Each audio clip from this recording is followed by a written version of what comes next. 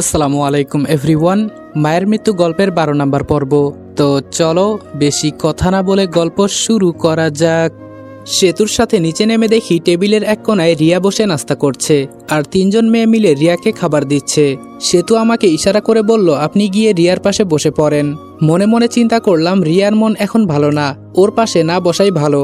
আমি চুপটি করে সেতুর পাশের চেয়ারে বসে পড়লাম। রিয়া আমার দিকে একবার তাকিয়ে চোখ নিচু করে নিল। সেতু মুচকি হাসি দিয়ে বলল, আমি কি তোমার খাবার বেড়ে দিব? আমি চুপচাপ সামনে থেকে খাবার নিয়ে খেতে লাগলাম। হঠাৎ করে রিয়ার চাচি এসে বলল, রিয়া মা, তুই নাকি জনিকে আসতে বলেছিস? রিয়া মাথা ঝাঁকিয়ে বলল, জি চাচি। আমি আস্তে করে সেতুকে বললাম, এই জনিটা আবার কে? সেতু আমাকে আস্তে করে উত্তর দিল, এই জনি হলো রিয়ার ক্রাশ। আসলে পরে দেখিও, কুত্তার মতো চেহারা, কিন্তু ওর যেই শরীর, তোমাকে এক আঙ্গুল দিয়ে ঘুষি দিলে তুমি একেবারে শেষ। আমি একটু ভাব দেখিয়ে বললাম, তুমি হয়তো আমাদের সম্পর্কে জানো না, আমাদেরও কিন্তু আলাদা একটা স্পেশাল শক্তি আছে। ও যদি আমাকে ঘুষি দেয় আমি কি ছেড়ে দিব নাকি? আমার কথা শুনে সেতু সবার সামনে হাসতে লাগলো। এখন লজ্জায় আমার মাথা কাটা যাচ্ছে, কেন যে নিজেকে বীরপুরুষ বলতে গেলাম। রিয়া সেতুর দিকে চোখ ঘুরিয়ে বলল, এই তোর কি হয়েছে? এভাবে পাগলের মতো হাসছিস কেন? সেতু আমার দিকে তাকিয়ে বলল, কি বলবো নাকি? আমি ইশারায় বললাম, প্লিজ এসব কথা বলো না, তাহলে আমার মান সম্মান শেষ হয়ে যাবে। সেতুর মা আমাদের সবাইকে থামতে বলে রিয়ার পাশে বসে বলল, জানিস রিয়া, তোর মার শেষ কথা ছিল আমি যেন তোর খুশির জন্য সবকিছু করি। আমি জানি তুই জনিকে আগে থেকেই পছন্দ করতি, কিন্তু এখন তো ওর বিয়ে হয়ে গেছে, তুই অযথা মন খারাপ করিস না। আমি তোর জন্য একটা রাজকুমার নিয়ে আসব, তুই দেখে নিস। রিয়া ওর চাচির কথা শুনে কিছুক্ষণ চুপচাপ থেকে বলল, ওরা কখন আসবে? সেতুর মা একটু হতাশ হয়ে বলল, হয়তো কিছুক্ষণের ভেতরে। এইদিকে আমাকে সেতু বলল, কি এক মেয়ে, কুত্তার মতো চেহারা দেখে ক্রাশ খায়। আপুর কি এক চোখ আমি বুঝি না। সে যাই হোক, এখন তো ওর বিয়ে করা বউ আছে, কি জানি ও কি করে। আমি বললাম, সেতু তোমার আপুর মুখে একটা মায়া মায়া ভাব আছে, দেখেছো? আমার কথা শুনে সেতু মুখ বাঁকিয়ে বলল, বলেছে আপনাকে। কেন, আমার মুখে বুঝি মায়া মায়া ভাব নেই? মনে মনে বললাম, তোরে দেখলেই তো ডাইনি বুড়ির মতো লাগে। আজকে আমি তোমাদেরকে সবচেয়ে বিশ্বস্ত বুকমেকার ওয়ানেক্স সম্পর্কে বলতে চাই, যেটি পিএসজি এবং সিরিয়ার অফিসিয়াল পার্টনার। এই অ্যাপে আপনি cricket, football, tennis live match দেখতে এবং তাদের স্কোর ভবিষ্যৎবাণী করে সহজেই অর্থ উপার্জন করতে পারবেন। সেই সাথে BMW গাড়ি, আইফোন, ল্যাপটপ এবং আরও অনেক নগদ পুরস্কার জেতারও সুযোগ রয়েছে। এই অ্যাপটিতে আপনি crash, crystal, under and over 21 ইত্যাদি গেম খেলে সহজেই আয় করতে পারবেন। সাইন আপ করার সময় আমার প্রচার কোড রিদওয়ান8 ব্যবহার করে আপনার প্রথম জমাতে 24,000 টাকা পর্যন্ত পান। আপনি বিকাশ, নগদ, ব্যাংক, ক্রিপ্টো, পেপাল এবং অন্যান্য সহজ পদ্ধতির মাধ্যমে সহজেই আপনার জেতা টাকা তুলতে পারবেন। এখানে আপনি 24 ঘন্টা 7 দিন গ্রাহক সহায়তা পাবেন। তাই এখনই গুগলে ওয়ানেক্স সার্চ করে অফিসিয়াল ওয়েবসাইটটিতে গিয়ে রেজিস্ট্রেশন করুন। আর রেজিস্ট্রেশনের সময় অবশ্যই আমার প্রচার কোড রিদওয়ান8 ব্যবহার করে প্রথমবার ডিপোজিটে 24,000 টাকা পর্যন্ত পান। হঠাৎ করে কলিং বেল বাজতে শুরু করলো। সেতু উঠে দরজা খুলে দিতেই আমার থেকে দ্বিগুণ উঁচু একজন পুরুষ আর একটা মেয়ে রুমে প্রবেশ করলো। মেয়েটাকে দেখে বোঝা যাচ্ছে ও হয়তো পরী হবে, আর জনি হয়তো জিন। তবে সেতুর কথাই ঠিক, ওর চেহারা অনেকটা বিশ্রী। একবার ওকে হয়তো কেউ সামনে থেকে দেখলে বেহুশ হয়ে যাবে। আবার এই ছেলেকে দেখে নাকি রিয়া ক্রাশ খায়। কিভাবে কি ভাই? ওদের দেখে রিয়া টেবিল থেকে উঠে ওদের সামনে গিয়ে বলল, আসতে কোনো সমস্যা হয় নাই তো জনি? জনি মুখ লম্বা করে ইয়া বড় একটা হাসি দিয়ে বলল, না রিয়া। আমি ওর হাসি দেখে বললাম, শালা কিভাবে হা করে, দেখে মনে হয় আমাকে আস্ত ওর মুখের ভেতরে ঢুকিয়ে নিবে। সেতু আমার কথা শুনে বলল, আরে আসতে বলো, আপু শুনলে কিন্তু মন খারাপ করবে। আমি আর কিছু বললাম না, সামনে তাকিয়ে রিয়ার কাহিনী দেখতে লাগলাম। জনি আর ওর বউ সোফায় বসার পর রিয়া জনির বউকে সরাসরি প্রশ্ন করলো, আমি যদি তোমার সতীন হই তাহলে কি তোমার কোনো সমস্যা হবে? এই কথা বলতেই জনি আর ওর বউ বোকার মতো রিয়ার দিকে তাকিয়ে আছে।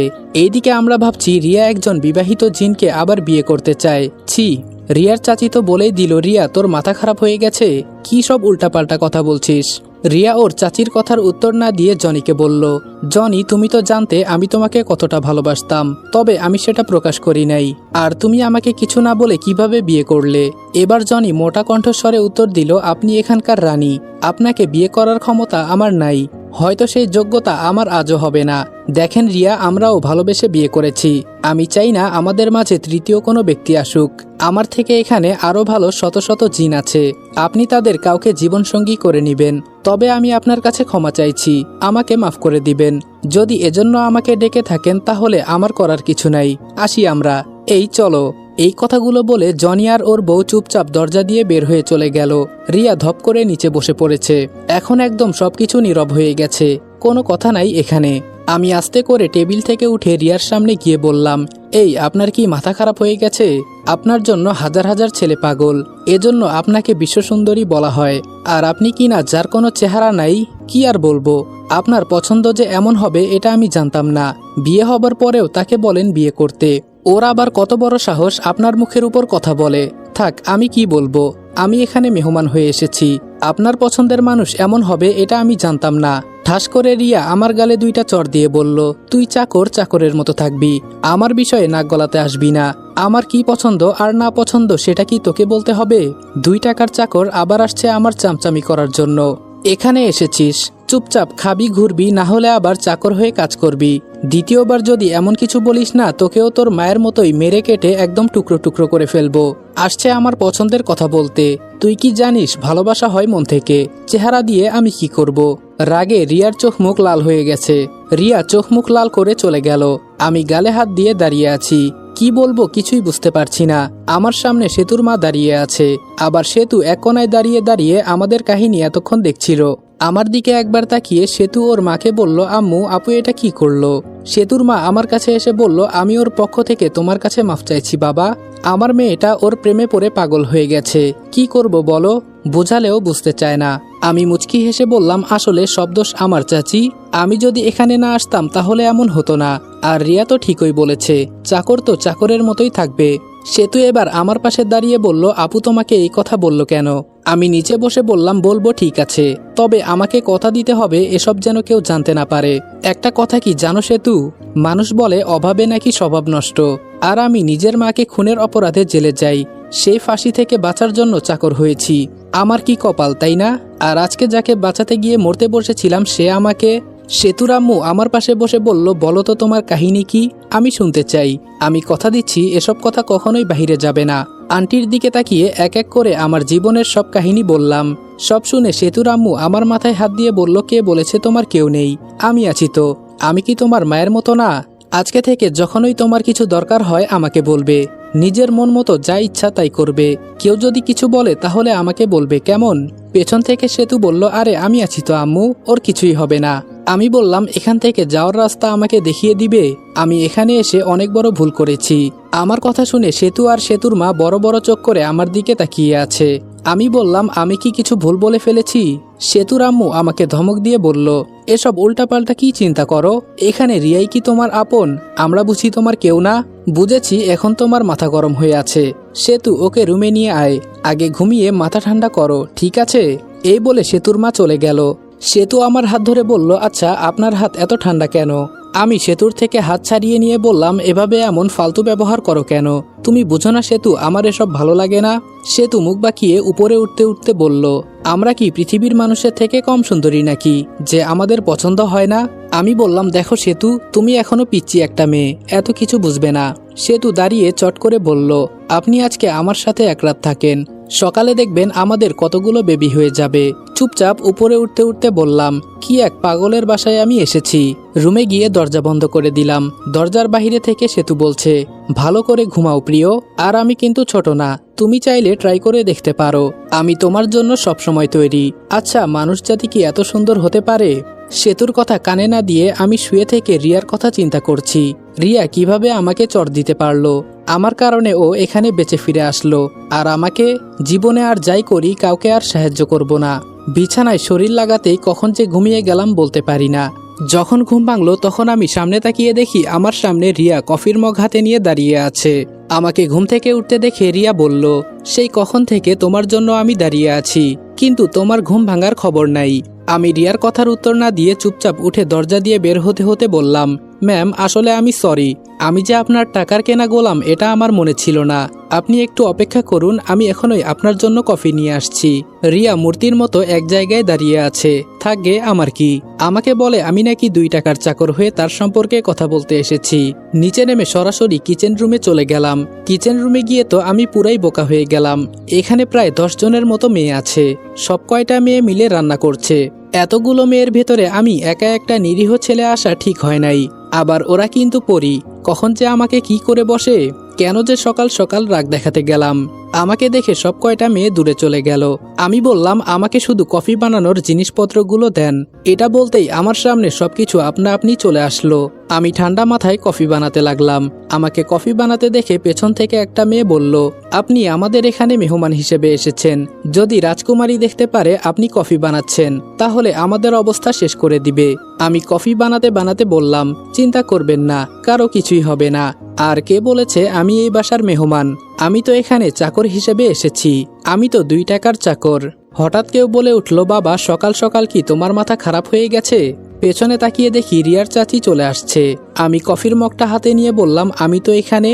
সেতুর আম্মু জোরে আমাকে ধমক দিয়ে বলল, হয়েছে তোমার বলা? রিয়া, ওই রিয়া। সেতুর আম্মুর চিল্লাচিল্লি শুনে সবাই কিচেন রুমে জড়ো হয়ে গেছে। রিয়ার ছোট চাচা এসে বলল, এই তুমি কি আমাকে সকাল সকাল একটু ঘুমাতে দিবে না? সেতুর মা জোরে ধমক দিয়ে বলল, তোমার ঘুম রাখো। আমাদের এখানে যে একজন মেহমান আছে সেটা তুমি জানো না? কালকে তোমার মেয়ে এই ছেলেকে চাকর বলেছে। এখন এই ছেলে সকাল সকাল কফি বানাতে চলে এসেছে। রিয়া, আমি জানি না আগে তোদের মাঝে কি হয়েছে না হয়েছে। তুই এখনোই এই ছেলেটার কাছে মাফ চা। একটা বিবাহিত বিশ্রী জিনের জন্য তুই যে এমন করতে পারবি এটা আমার জানা ছিল না। আমি তোকে আমার নিজের মেয়ের মতো মনে করি, কিন্তু তাই বলে যে তুই আজে বাজে কিছু করবি এটা আমি সহ্য করব না। মানলাম ও আগে তোর জন্য চাকরের কাজ করেছে, বেচারা তো ফাঁসি থেকে বাঁচার জন্য চাকর হয়েছে। যে ছেলে তার জীবন বাজি রেখে তোকে বাঁচিয়েছে, তোকে এখান পর্যন্ত নিয়ে এসেছে, আর তুই? সেতু তাড়াতাড়ি ওর আম্মুর কাছে গিয়ে বলল, আরে আম্মু হয়েছে তো, এখন এসব কথা বলা বন্ধ করো। ও তো। সেতু কিছু বলার আগে আমি বলে দিলাম, আমি তো বাহিরের একটা মানুষ, আমার জন্য কেন নিজেদের মাঝে ঝামেলা করবে, তাই তো সেতু? চিন্তা করো না, আমি তোমাদের এখানে থাকতে আসি নাই। সেতুর বাবা সবাইকে থামতে বলে রিয়ার সামনে গিয়ে বলল, ওকে তুই নিজেই এখানে নিয়ে এলি, ও একমাত্র তোকেই বিশ্বাস করে। এখন তুই কি জন্য ওর শত্রু হয়ে যাচ্ছিস? যা ইচ্ছা তাই কর তুই। আজকে তো তোর হাতে সবকিছু তুলে দিব, তবে এই ছেলের যদি কিছু হয় তখন তোকে বলবো, এখন না। এই সবাই এখন যার যার কাজে যাও। সেতুর আম্মু বলল, কিন্তু? সেতুর বাবা বলল, ওদের বিষয় ওরা দেখে নিবে, এখানে আমাদের না থাকাটাই বেস্ট। এই বলে সেতুকে নিয়ে ওর বাবা মা চলে গেল। হঠাৎ করে রিয়া আমাকে জড়িয়ে ধরে কান্না করতে করতে বলল, আমাকে মাফ করে দাও। তখন আমার এভাবে বলা ঠিক হয় নাই। কি করব বলো, এতদিনের ভালোবাসা, তাই রাগ মিটাতে পারি নাই। আর আমি নিজেও জানতাম না রাগের মাথায় তোমাকে এমন কিছু বলে ফেলবো। রিয়াকে কোনো মতে ছাড়িয়ে বললাম, থাক, আপনাকে আর মাফ চাইতে হবে না ম্যাম, দোষ তো আমার। রিয়া চোখের পানি মুছে আমার একটা হাত ধরে টানতে টানতে উপরের একটা রুমে নিয়ে গেল। রুমে নিয়ে দরজা বন্ধ করে বিছানার উপর বসে বলল, আমি কি সত্যি অনেক বড় অপরাধ করে ফেলেছি? আমি কিছু বললাম না, চুপচাপ দাঁড়িয়ে আছি। রিয়া আবার আমাকে বলল, কি হলো, কথা বলবে না? এবার আমি আস্তে করে উত্তর দিলাম, জানেন ম্যাম, আমার কোনো কিছুর মাঝে অভিমান ছিল না, কিন্তু আপনি আমার গালে থাপ্পড় দিতে পারলেন, তাও আবার সবার সামনে। আমার কি কোনো মান সম্মান নাই? রিয়া বলল, রনি, আমি তো সরি বলেছি, এখন কি তোমার পা ছুঁয়ে মাফ চাইতে হবে? আমি বললাম, আমি কি সেটা বলেছি? রিয়া বলল, তো? আমি হাসতে হাসতে বললাম, জানেন ম্যাম, কেন আপনাকে বিশ্বসুন্দরী বলা হয়? রিয়া বলল, কেন? আমি বললাম, আপনি যেমন সুন্দরী আবার তেমন মায়াবী, আপনাকে দেখে যে কেউ আপনার প্রেমে পড়তে বাধ্য।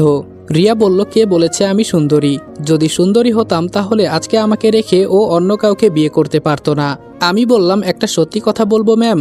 রিয়া বলল, আবার ম্যাম? আমি বললাম, এত প্যাচ আমার ভালো লাগে না, এখন বলেন বলবো কি না। রিয়া বলল, আচ্ছা ঠিক আছে বাবা, কি বলবে বলো। আমি বললাম, আপনি জানেন তো আপনি কতটা সুন্দরী? আমার কথা শুনে রিয়া একটু চিন্তা করে বলল, আচ্ছা তুমি এখন পর্যন্ত এই কথাটা কতবার আমাকে বলেছ? আমি বললাম, এত কিছু আমি জানি না, তবে আপনি আমার কাছে সবচেয়ে সেরা সুন্দরী, এজন্য সবসময় আমি আপনাকে সুন্দরী বলি। জানেন, প্রতিটা ছেলের স্বপ্ন আপনার মতো সুন্দরী কোনো মেয়েকে বিয়ে করা। রিয়া আমার কথা শুনে হাসি দিয়ে বলল, তাই নাকি? তা তুমিও বুঝি আমার মতো সুন্দরী মেয়ে বিয়ে করতে চাও? আমি এবার একটু সুযোগ পেয়ে বললাম, সেই সুযোগ যদি আমার হাতে আসতো তাহলে কখনোই এমন সুযোগ মিস করতাম না। রিয়া, আমি তোমার এত কাছের মানুষ না, জানি না আমার কথাটা বলা ঠিক হবে কিনা। আচ্ছা, আমার থেকে কি জনি বেশি সুন্দর, নাকি ওর শক্তি আর জাদু আছে বলে তোমার তাকে পছন্দ? ওর কারণে আমাকে সবার সামনে চড়না দিলেও পারতে। রিয়া আমার কথা শুনে কিছুক্ষণ চুপচাপ থেকে বলল, আসলে তখন আমার মাথা গরম ছিল। আর কে বলেছে জনি তোমার থেকে সুন্দর? এক সময় ওর জন্য পাগল ছিলাম, এখন যে আমি আর আমার মনকে বুঝাতে পারি না, কোনোভাবেই নিজের আবেগ কন্ট্রোল করতে পারি না। আর তুমি এই কথা বললে কেন যে তোমার থেকে কি জনি বেশি সুন্দর?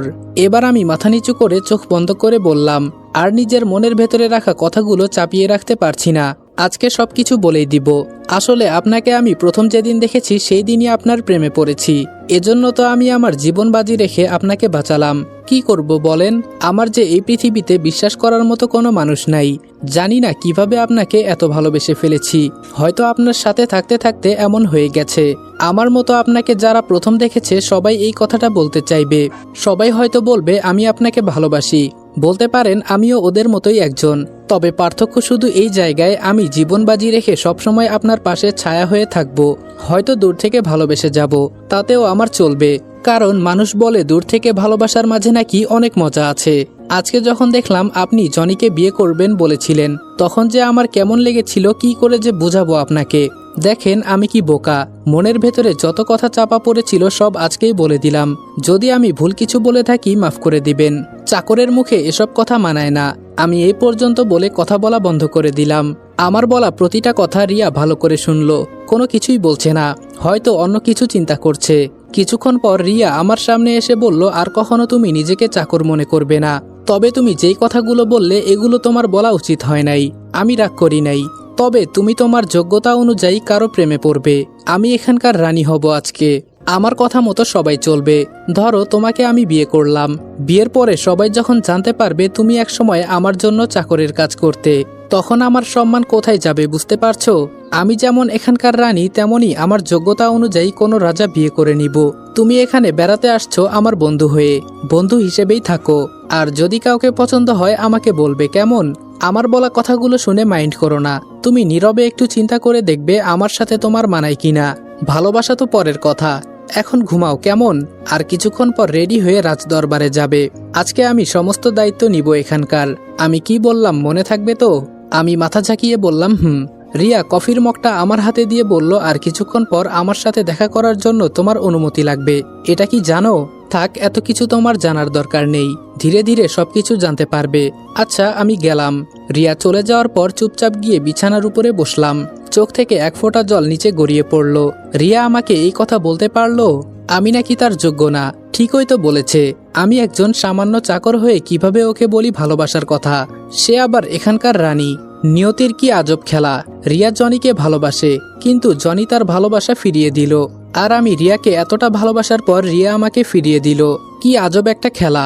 আর এর নাম দিয়েছে মানুষ ভালোবাসা। এই ভালোবাসার জন্য মানুষ কত কিছু করে। আমি তো রিয়ার জন্য নিজের জীবনের কথা চিন্তা করি নাই। রিয়া কিভাবে আমাকে এসব কথা বলতে পারলো? হঠাৎ দরজার খটখট আওয়াজ শুনে দরজা খুলে দিলাম। দরজার বাহিরে দেখি সেতু কিসের যেন ব্যাগ হাতে নিয়ে দাঁড়িয়ে আছে। আমাকে পাশ কাটিয়ে সেতু ব্যাগগুলো বিছানার উপর রেখে বলল, তার সবকিছু কি মিটমাট হয়েছে? আমি একটু উদাস হয়ে বললাম, হয়েছে। সেতু হাসি দিয়ে বলল, আপু তাহলে আপনাকে অন্য কিছু বলেছে তাই না? এজন্য মন খারাপ। আচ্ছা আপুর কথা মাথা থেকে ঝেড়ে ফেলে দিন। সেতু হাসি দিয়ে বলল, আমি তো আছি, আমাকে নিয়ে একবার চিন্তা করে দেখেন না। আমি বললাম, দেখো সেতু, ফাজলামি করো না। আজকে এমনি আমার মন খারাপ। এখন বলো এই ব্যাগের ভেতরে কি আছে? সেতু বলল, আপনার জন্য আলাদা করে কাপড় তৈরি করে আনা হয়েছে। এগুলো পরে তৈরি হয়ে নিচে রাজদরবারে যাবেন, ঠিক আছে? এখন আমি আসি। আমি বললাম, সেতু সকাল থেকে কিছু খাই নাই, খুব ক্ষুধা পেয়েছে, খাওয়ার মতো কিছু হবে কি? সেতু আমার দিকে মায়াবী দৃষ্টিতে তাকিয়ে বলল, এই বাসার সবাই কি করে বুঝি না। আসলে আমি সবার পক্ষ থেকে সরি বলছি। আপনারা মানুষ যে সকালে নাস্তা করেন এটা আমি জানতাম না। আমরা তো আরো অনেক পরে খাই।